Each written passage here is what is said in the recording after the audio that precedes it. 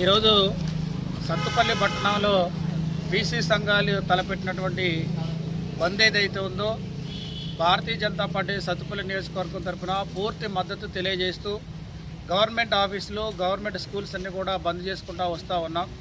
ఆ సందర్భంలో పన్నుండి భారతీయ జనతా పార్టీ నాయకులు అక్కడ కరెంట్ ఆఫీస్కి వెళ్ళడం జరిగింది. డిఈ గారిని కలుద్దామని.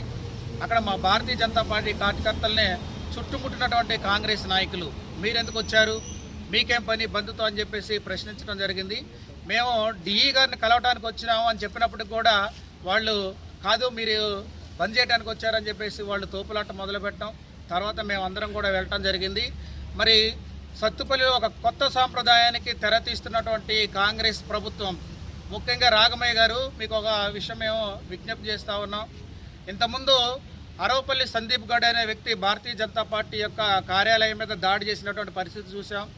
ఇవాళ ఎండి కమల్ పాషా అనే అతను, అదేవిధంగా అరవపల్లి సందీప్ గౌడ్ అనే వ్యక్తి Bharatiya Janata party town president అయినటువంటి విజయ్ని నెట్టడం, విజయ్ మీద కూర్చోవడం, కాళ్ళతో తన్నినటువంటి మనం అందరం కూడా ఇవాళ పేపర్ క్లిప్పింగ్స్ చూస్తే మీకు తెలుస్తూ ఉంది. ఎందుకని మరి ఇట్లాంటి గుండాలను మీరు పెంచి పోషిస్తూ ఉన్నారు?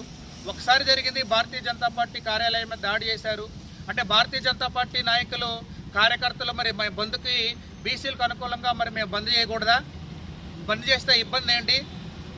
కాంగ్రెస్ ప్రభుత్వం ఏదైతే 42% రిజర్వేషన్ ఇచ్చిందో అది దాంట్లో మతపరమైనటువంటి రిజర్వేషన్లు ఉన్నాయని చెప్పేసి మేము దాన్ని వ్యతిరేకిస్తున్నాం తప్ప బీసీలకు భారతీయ జనతా పార్టీ ఎప్పుడు అనుకూలం.